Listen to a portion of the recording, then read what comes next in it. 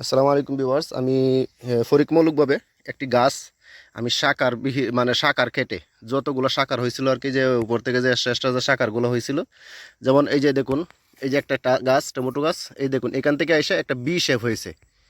ঠিক আছে, B B shape হওয়ার পরে এই যে দেখুন, এখান থেকে এটা এদিকে আবার গেছে উপরে, আবার এখান থেকে আরেকটা গেছে, আবার এখান থেকে আবার ডাল বাহির হয়েছে।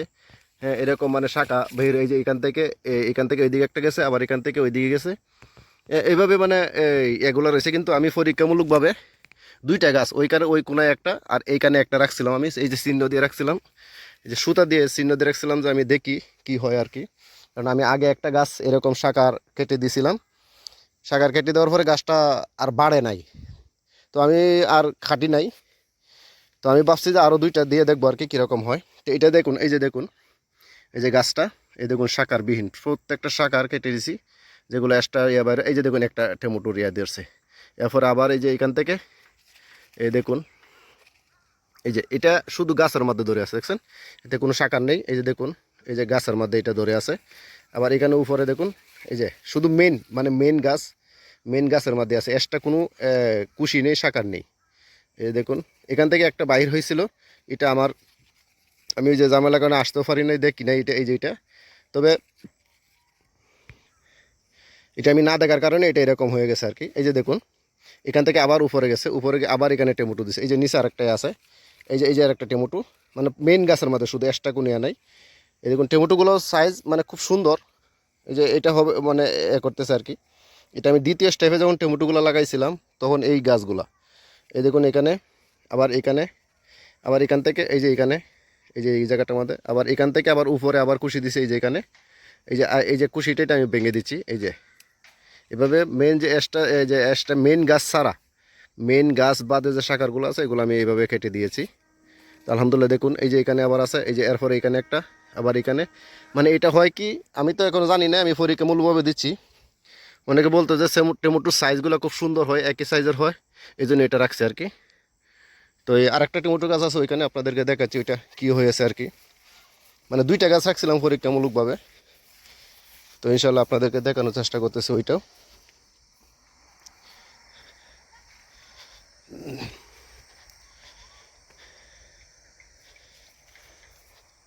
এই যে এখানে আরেকটা গাছ রাখছিলাম, এই দেখুন এটা নষ্ট হয়ে গেছে, দেখাচ্ছি আপনাদের ওই দিক থেকে, ওই পাশ থেকে।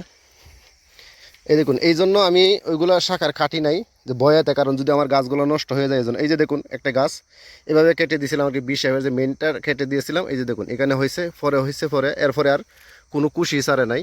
এই দেখুন গাছটা একদম মানে হয়ে গেছে আর কি, টমেটো পাতাগুলো একদম সাদা হয়ে গেছে, মানে এরপরে আর কোনো কুশি সারে নাই, দেখছেন, এরপর আর কোনো কুশি সারে নাই। কিন্তু ওই টমেটোর গাছটা কত সুন্দর মানে হয়েছে আর কি। তো এই বয়াতে আমি আগেও এরকম একটা গাছ হয়েছিল, ওইটা আপনাদেরকে দেখাচ্ছি। এই কারণে আমি এগুলা কাটি নাই, তবে ওই একটা গাছের মধ্যে আমি ফলাফল ভালো পেয়েছি। আর ওই গাছগুলা শাকার খেটে দেওয়ার পরে যে ডেমিগুলা বাহিরে কুশিগুলা, যেমন এই যে এক্সট্রা কুশিগুলা, মেন গাছ বাদে যে এক্সট্রা কুশিগুলা কেটে দিলে কি হয়, টমেটোর সাইজগুলো ভালো হয় এবং ফলন বেশি দিন হয়, গাছ বেশি দিন টিকে। এরকম আমি জানার পরে এই কাজটা করছিলাম আর কি। তো ওই পাশে আরেকটা গাছ আপনাদেরকে দেখাচ্ছি ইনশাল্লাহ। এই যে দেখুন, এই যে গাছটা আমি যেটা প্রথম শাখারবিহীন মানে কাটছিলাম আর কি। এই যে দেখুন মেইন গাছটা, এখান থেকে আমি শাখার কেটে দিয়েছিলাম, যে একটা কুশিগুলো বাইরে ছিল। এরপরে এই যে এখান থেকে মেন এটা মানে ভেঙে দিয়েছিলাম আমি। এই যে এখান থেকে যেগুলো হয়েছিল সবগুলো ভেঙে দিয়েছিলাম, পরে এই পর্যন্ত আসার পরে আর উপরে উঠে নাই। এই যে এই পর্যন্ত আসার পরে আর উপরে উঠে নাই। পরে আবার যখন নিচে থেকে আবার কুশি করছে, তখন দুইটা কুশি ছিল, তখন একটা আমি এখান থেকে নিচে থেকে ভেঙে দিয়েছি, আর একটা রাখছি। তো একটা থেকে আলহামদুলিল্লাহ এখন আবার এটা আবার ফলন আসছে। এই যে এটা ফলন আসছে, এই যে একটা কুশি থেকে, নিচের কুশিটা থেকে, যে এখন আবার এখান থেকে আবার এই যে টমেটো হচ্ছে আর কি।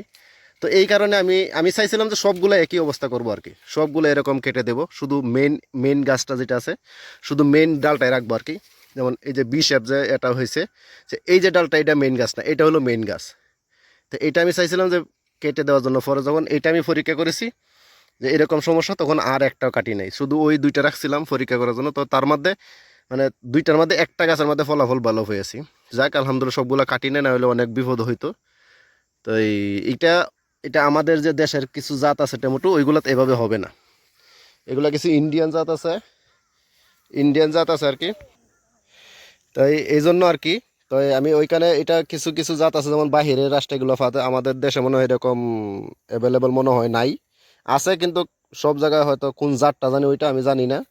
তবে ইনশাল্লাহ ওইটা সংগ্রহ করার চেষ্টা করবো ওই জাতটা আর কি, যেটা এক মেইন গাছের মধ্যে হয়, এটা অনেক দিন টিকসই করে, অনেক দিন ফলন দেয়, ফলন ভালো হয়। হ্যাঁ, গাছগুলো ভালো থাকে, তো বেশি দিন ফলন নেওয়া যায় আর কি। তো ইনশাল্লাহ আমি এই এটা এই জাতের মধ্যে এটা পরীক্ষামূলকভাবে সবগুলো গাছ হয় না, শুধু একটা গাছ হয়েছে, এই জন্য দেখাইলাম আর কি। তো ইনশাল্লাহ আমার প্রজেক্টটা জন্য দোয়া করবেন। আর তারপরে আলহামদুলিল্লাহ যথেষ্ট ভালো হয়েছে, যে বিশেফের পরে যে আমি কুশিগুলো এগুলো কাটি নাই, যথেষ্ট আলহামদুলিল্লাহ ভালো হয়েছে। তাই আপনারা ইনশাল্লাহ এরকম কুশিগুলো কেটে দিবেন, কেটে দিয়ে যে এরকম ছোটো ছোটো এগুলো এক্সট্রাগুলো এগুলো কেটে দিলে গাছটা দ্রুত ভালো হয়, বড় হবে। এই দেখুন কত সুন্দর টমেটো ধরে আছে, এই যে এখান থেকেও, মানে এটা হচ্ছে দ্বিতীয় দ্বিতীয় স্টেপের গাছগুলো, যেটা দ্বিতীয় স্টেপ, মানে যেগুলো গাছ নষ্ট হওয়ার পরে আবার আনার পরে লাগাইছিলাম এগুলো আর কি, নতুন এগুলো থেকে এই যে এগুলো ধরতেছে এখনও টমেটো, এগুলোতে উত্তোলন করতে পারি নাই। যেগুলো পুরান গাছ ছিল এগুলো থেকে উঠেছি ইনশাল্লাহ, এই যে দেখুন সুন্দর ধরতেছে ফলগুলো। আর এই যে আস্তে আস্তে পরিষ্কার করা শুরু করেছি। তো ইনশাল্লাহ দেখাবো আপনাদেরকে। ওকে গাইজ, ভালো থাকবেন, আল্লাহ হাফেজ।